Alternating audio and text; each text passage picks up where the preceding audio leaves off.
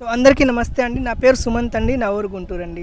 So ఈరోజు నేను మామూలుగా ఒక తెలుగు పార్టీలో వచ్చానమాట. సో ఇక్కడ మనకి ఒక రంజిత్ బ్రదర్ అనమాట నాకు ఇక్కడ కలిశారు. సో చాలా ఇంట్రెస్టింగ్ స్టోరీ అనమాట.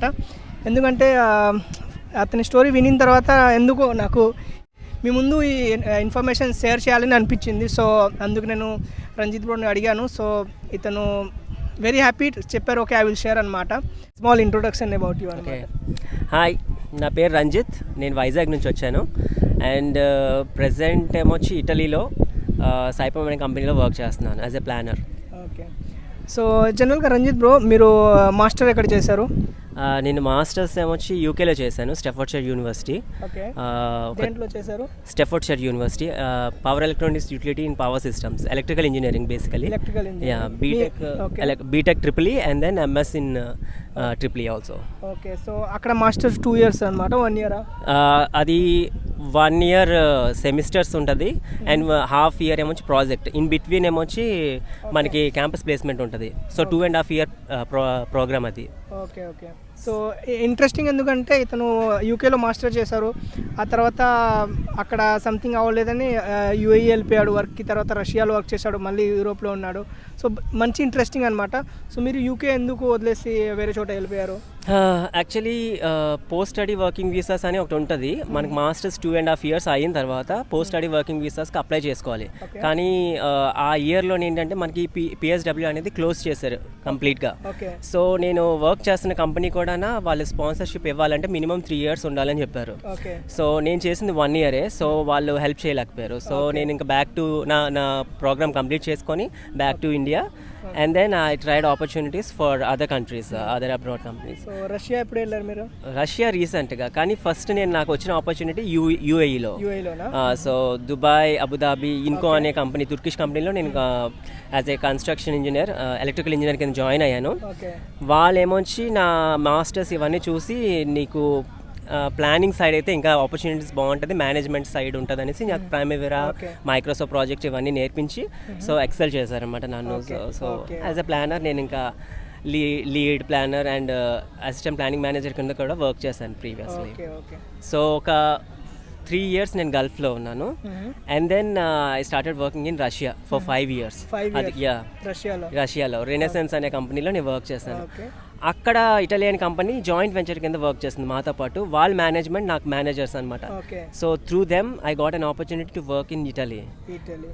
సో చూడండి, యూకే నుంచి అలా వెళ్ళిపోయారు. సో జనరల్గా చాలా మంది యూకే వెళ్తూ ఉంటున్నారు. మన ప్రజెంట్ కూడా మన కన్సల్టెన్సీ కూడా చాలా అది ప్రమోట్ చేస్తున్నారు యూకే యూకే యూకే అని. సో ఓవరాల్గా మీ ఒపీనియన్ ఏంటి స్టూడెంట్స్కి ఎవరైతే యూకేలో చదవాలనుకుంటున్నారు, లేకపోతే వేరే యూరోపియన్ కంట్రీస్లో కానీ? సో జస్ట్ మీ సజెషన్. నా సజెషన్ వచ్చి యూకేకి వెళ్ళాలి అనుకుంటే ఫస్ట్ ఎంక్వైరీ చేయండి. అక్కడ నెక్స్ట్ స్టూడెంట్ వీసా అయిన తర్వాత ఏ వీసాస్ ఉన్నాయి. పిఎస్డబ్ల్యూ ఓకే 2 years ఉన్నది, దాని తర్వాత H1 ఉందా, అది తర్వాత పిఆర్కి ఎలిజిబుల్ ఉందా లేదా.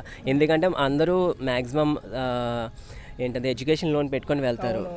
అది క్లియర్ చేయడానికి మనకి మనీ మళ్ళీ పార్ట్ టైం కోసం అని తిరిగి అండ్ ఇల్లీగల్గా ఉండాల్సి వస్తుంది. ఇవన్నీ మనం ఫేస్ చేసే బదులు హ్యాపీగా ఏ కంట్రీకి వెళ్తే మనకి ఫ్యూచర్ ఉందో ఆ కంట్రీకి చూసుకొని వెళ్ళాలి. ఫర్ ఎగ్జాంపుల్ నా కేసు తీసుకుంటే ఎగ్జాంపుల్ నేనున్న టైంలో పిఎస్డబ్ల్యూ, H1 అండ్ ఇలాగ పిఆర్ ఉంటుంది అనేసి నాకు చెప్పారు కన్సల్టెన్సీ. సో అది యూస్ చేసుకుందాం అనేసి నేను యూకేకి వెళ్ళాను.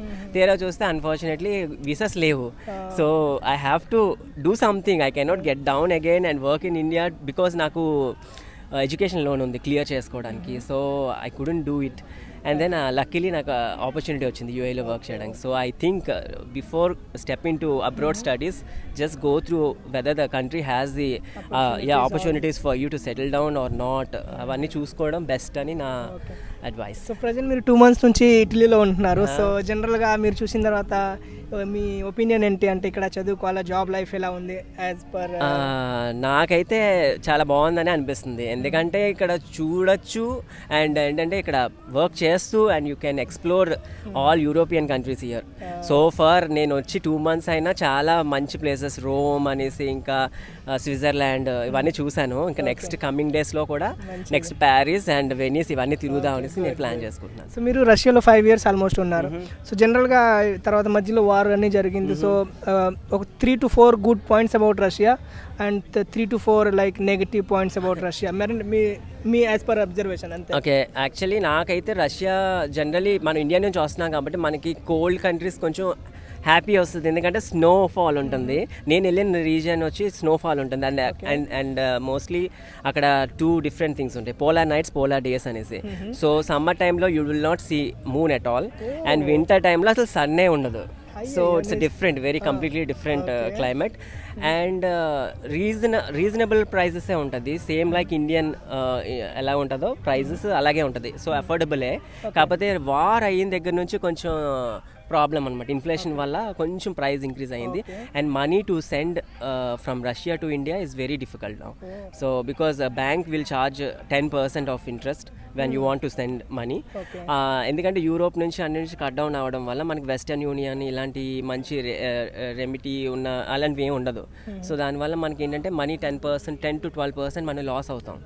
సో అదొక మైనస్. కాకపోతే Russia is a friendly country, can go.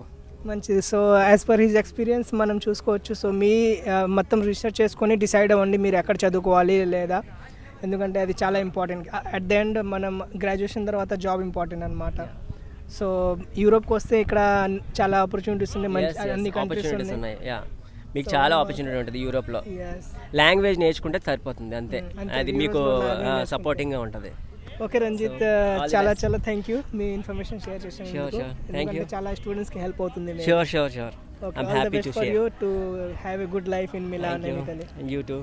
See you. Bye. Bye. Thank you.